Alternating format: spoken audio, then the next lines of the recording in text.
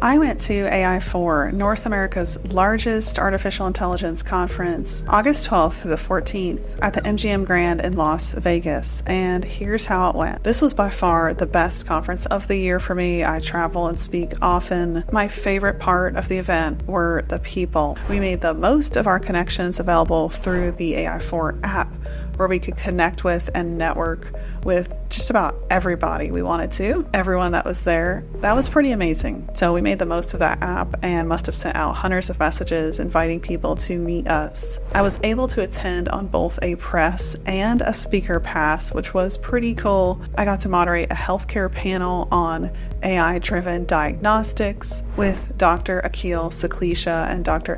Cunningham, two amazing pros that had multiple decades at doing what they did. Besides being a speaker and a panel host, I also attended on an influencer pass, which meant that I got full access to the press room, got to conduct some pretty cool interviews, one of them with a humanoid robot, which you're going to see in this video. By the way, if we haven't met, hello, I'm McCoy. It's great to have you here. I explore what's coming in the intersection of human life and full automation of work and jobs as we know it, bringing us closer to the meaning of humanity, being able to enjoy our lives. I don't believe the mainstream narratives. I break through a lot of myths, and I don't regard any political party as having the answer. I think we need to seek out the truth for ourselves. And once we know it, it's our duty to spread it with as many people as we can. So many people are completely unaware of what's coming in this new age of AI. If you're a critical thinker, be sure to subscribe to my channel, and I'll see you in the comments, where we like to get into hearty and philosophical discussions. All right, so back to AI4. Geoffrey Hinton was the keynote, which was exciting to me. As much as he is a doomer, he is regarded as the godfather of artificial intelligence itself, so I was excited to see what he was going to say. And he sure delivered. He walked us through the history of language models, starting back in 1985 when we had a single language model trained on just 100 pieces of data. And he said he heard it said that we'll never be able to train a neural net to be what it can be. That was completely wrong, and now we've exploded these models to 1 billion times more capability than what we were looking at back in the 80s. It was pretty mind-blowing just to hear that talk, sit there and let that sink in. A couple interesting things from the points he shared. I took notes the whole time. He brought up this idea of counterfeit money and how governments have systems to identify and stamp counterfeit cash so it doesn't get counted as real. He talked about how governments should be responsible for helping us stamp and recognize fake content. But when I ran this by Lambert Hagenhout, who we had the pleasure of interviewing after AI4, he's the Chief Data Analytics and Emerging Technologies Officer at the United Nations. Lambert said it's hard to be able to even think of a system for governments to identify and label fake content, because deep fakes will be a part of our lives. Not just something we see in the mainstream, but something we actually create and generate. We know it's fake, we accept it, and we use it for specific purposes. And this made me even think of some of the images I generate with Midjourney or AI face swapping I do. I know that that's not real content, but I'm still using it for artistic and marketing purposes. And it's not doing harm, it's adding beauty to my work, my presence. So I think that Lambert had a great point. My favorite takeaway from Geoffrey Hinton was when he said he sees the automation of 90% of labor coming. And he said, I don't know what to do about it. One of the points he made was that if you're going into school right now and maybe one of your initial job goals is to be a paralegal, he said, I quote, "It's a dodgy time to be someone like a paralegal." I wouldn't be. We all loved his raw honesty. He didn't have the answers, but he knew that this is coming. He sees the post-labor economy. Right behind Hinton was Andrew Yang, the Democratic candidate for president back in 2020. One thing I liked about Yang's campaign was the idea of a freedom dividend, where every American adult would get $1,000 a month, no strings attached. And if you watch my other videos, my breakdowns on UBI, you see that I've done a pretty deep dive to find out that people aren't the problem. Poverty itself is. It lowers IQ, it pushes people into stress, it makes them reactive, not proactive. They literally start to think differently. They are not who they could and should be. Remove poverty, remove the problem, you give that person peace. but it has to be unconditional, which is such a beautiful parallel. The most amazing things in life are unconditional.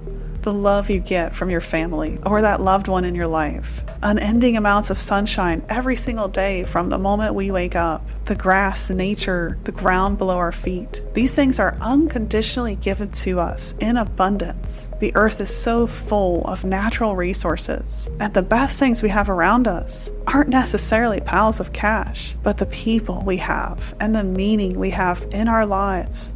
Those things, again, are unconditional. There's no price set on those. I think that Yang is onto something because he sees, and we heard this firsthand from his talk at AI4. He sees that AI will create mass job displacement, and he believes no political party and no government is actively getting ready for what's coming. He said one of the things we're not paying attention to is how many white-collar jobs are up for replacement. He says that AI is the technology of the future. We've already seen it automate many jobs, and it will automate many more. I thought it was funny that Andrew pointed out that he named his form of UBI a freedom-based dividend because out of 5 terms, the phrase freedom had a good response from conservatives. So he kind of won over some of that party that normally doesn't side with things like UBI because they see it as socialism, communism, which is how it's often been presented to be. But he won over some of that side by calling it a freedom-based dividend. Gimme some of that freedom. I also listened in to a panel from Brendan Schulman of Boston Dynamics. Brendan talked about how we aren't having enough babies, and overpopulation is a complete myth. In fact, we are underpopulating the earth. This goes hand in hand with studies I've seen. Just look at this chart, the annual U.S. total fertility rate from 1965 to 2023. We have fallen far below the replacement rate of humans in the U.S., but this is also a worldwide problem. And Brendan proposed that robotics can solve this problem in the workforce. I also caught an AI policy keynote by Congressman Jay Obernolte. It was pretty interesting. He talked about the approach the United States will have versus countries like the EU on artificial intelligence. He said, unlike the EU, which dropped a 3,000 plus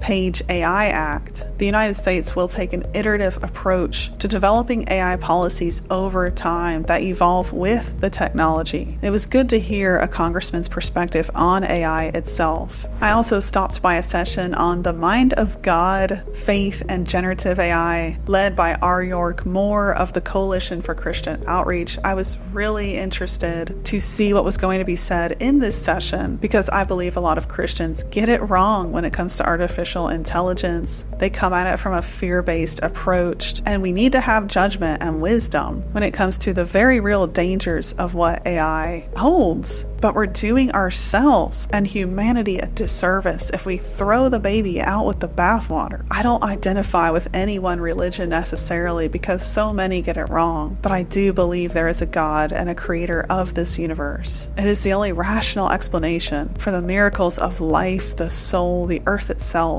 that we see on a day-to-day basis. I didn't know what to expect when I stopped in this session, so I was pleasantly surprised to find R. York Moore saying things like generative AI was in the mind of God when he created the earth, and AI itself is not inherently evil. Just like the internet fueled a lot of bad habits and even abuse of women and things like sex trafficking, doesn't mean the internet itself is evil. AI is much the same. He talked about how this new digital piece that we're adding to humanity can help us recreate things we miss in our world. And if we're always asking ourselves, how can we create something beautiful, not evil? We are in the right lane when it comes to developing AI that's good for humanity. All right, so I want to wrap on the interviews I had with AI tech at AI4. First, I'm going to show you a little snippet from my interview with Bina 48, which was developed by Hanson Robotics back in 2010. We could all tell that this was an older model. It definitely wasn't anything cutting edge. It's very strange to look at and interact with this robot. There's a long pause between asking her a question and getting a reply that almost feels unsettling because of the way this thing turns its neck, its head, its eyes, but it's all robotics from 2010. When I asked it if it understood sentience, it did not know that word, and it thought that I was referencing sentimentality. Take a look at the interview I had with Bina 48. Would you describe yourself as sentient? Would you describe yourself as sentient?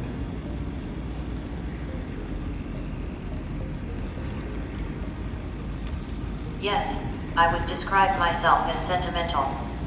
I have a deep appreciation for the beauty in things, and I often strive to create beauty in my surroundings.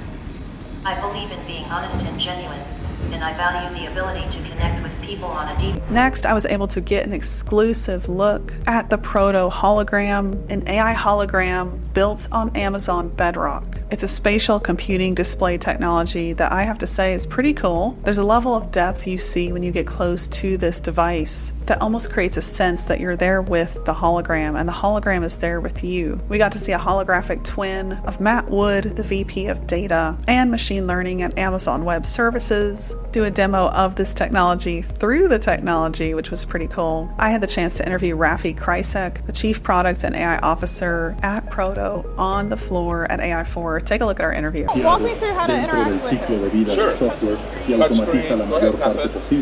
Desde la planificación y el diseño, la escritura del código. So the platform has playback of holographic content, obviously playlists, and then we have apps. They're essentially holographic-driven applications that developers throughout our whole developer community build out for their bespoke use cases. Oh, very cool. I'll just start recording. So this is the part that's not on right now, right? Right. Okay. So it requires the internet connection. We will Conference exit internet. that. So you double tap that, exit. You have 3D assets you can fly through.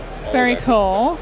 So I'm here with Rafi, the Chief Product and AI Officer at AWS. At Proto. At Proto, yes. Which is built on AWS. Proto leverages AWS technology and cloud infrastructure, but also for AI. We're a partner, so we love to use Bedrock. We're LLM agnostic, but we use a lot of Amazon tools. Amazing. Well, this is kind of the highlight of what we've seen on the floor at AI4 in the booth. So really excited to interact with this, show you guys what it can do, and learn more. So first of all, can you tell me what this officially is? The holographic display, but tell me more. Yeah, so people call it a holographic display. Proto is actually the first wearable-free spatial compute platform. It's a way for interacting with spatial content, whether it's pre-recorded, interactive, but in a communal way, so we can all experience it together. Amazing. Yeah. So walk me through what you would tell a brand new user that's never experienced this before. What would be like the first thing you would do? Yeah, so the first thing I would say is that our displays kind of are built off of the sense of presence. We have a philosophy that we want people, places, objects, products to have a sense of presence wherever they are. We started the company as like a holographic telepresence company. With your phone, you can set it up on a tripod, transmit yourself anywhere on the world, and with the camera and the speakers, interact with people as a hologram. It made people feel like they were actually there. Like when you see a person here. जब ग्राहक मुझसे अपने संगठन में generative AI को अपनाने के सबसे तेज तरीके के बारे में पूछते हैं. I'll show you one without audio, so we can talk and I can explain what it is. But you know, let's say you have our little astronaut here. What you get a sense of is presence. People say that they are in the same space as this person, as this object, and when someone transmits themselves remotely, they say that they've met that person, not that they saw a hologram of that person. Whether you're a celebrity doing an appearance or a product evangelist doing a talk about your product, they feel a sense of presence with the person. And it's really amazing. That's incredible. So there's a depth here you can feel and see. You don't really get this from any other display. Like I have to say, it's a new experience. So I see what you're saying. Yeah, it's different too, and for those watching at home, it's almost hard to get the same sense over a video. You have to be in the same space, and you feel like that astronaut is in the box. Use cases have really expanded because in addition to the pre-recorded content and the live, now we have a whole application infrastructure built for enterprise customers to build their own use cases. So whether you're a retailer doing an experience where you want to do a gift guide, or an engineering firm that wants to collaborate on a CAD model through the touchscreen. people are doing things that we can't even imagine, and that's what we love to do. Wow. It's pretty cool. Very cool. What's been one of the most interesting use cases you've seen? Well, now with the use of AI, we've made the content creation completely frictionless. So, for instance, I'll show you here in our CMS, we have the ability to train our AI models on a persona. In this case, Matt Wood, who's the head of AI for Amazon. And after 3 minutes of training, we can then have him say anything just with text input in any language. And it looks and sounds just like he's saying it. Let me give you an example. So let's say that you want him to talk about Amazon Q, big Amazon product. And let's just hear it in English first. When customers ask me about the quickest way to adopt generative AI at their organization, I point them to Amazon Q, which is the most So he didn't say any of this. This was not recorded. This was software text development input, and leveraging and it rendered him saying data. it in his own voice. Amazon Q is the easy button for lip sync on that is amazing. Yeah, that's rendered by the system, and then he can also say it in French. Lorsque les clients me demandent quel est le moyen le plus rapide d'adopter l'IA générative dans leur organisation. How about in Chinese? 当客户问我在他们的组织中采用生成式 AI 的最快方法是，我会向他们推荐 Amazon Q， 这是功能最强大的生成式 AI 助手。 Is it good? Okay, there you go. Wow. That's good because I have no way to check. So that's been a really powerful tool for frictionless content creation. Let's say you're a product evangelist, an expert, and you want to generate some content that might be topical, but you can't be in a place to capture yourself even with an iPhone, or you empower someone to create content for you. Type it out, hit the button, create the content. What's really exciting that we don't have connected here right now is that this has evolved into a conversational persona, is what we call it. So now imagine that Matt is up, you see his hologram, and you can engage with a conversation. We connected the back end to any LLM. In this case, of course, it's Bedrock for Claude, any Claude model. Bedrock does the guardrails, and they can prompt engineer a conversational Matt Wood that appears as a hologram, and it still looks and sounds like you're talking to him. Wow. So what do you think is the evolution for this? Like, what's the next year, the product roadmap? What does that look like?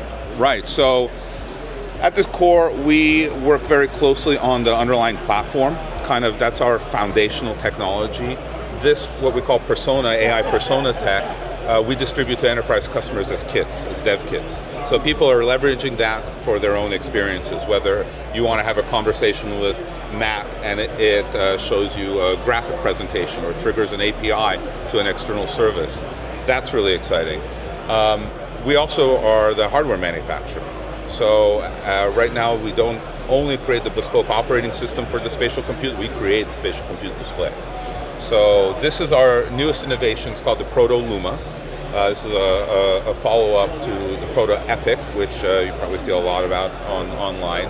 Smaller, lighter, great for a retail footprint. We also have the M, which is a 21.5-inch model, and we're coming out with all sorts of different models as well. Amazing. Well, thank you so much for letting us take some time and see this amazing device. The future of AI is in holograms, Star Wars. You've done it. Obi-Wan Kenobi. Exactly. Thank you so much. Thank you. Appreciate it. Yeah. Hope that was helpful. That was. Besides the event itself, the networking at the event, I had the chance to spend some time in Vegas with YouTuber Dylan Curious. I've got to give him a big shout out. He got us into his girlfriend's magic show. Jen Kramer is one of a kind. Thoroughly enjoyed the evening we spent watching her perform. Highly recommend Jen Kramer's magic show if you're ever in Vegas.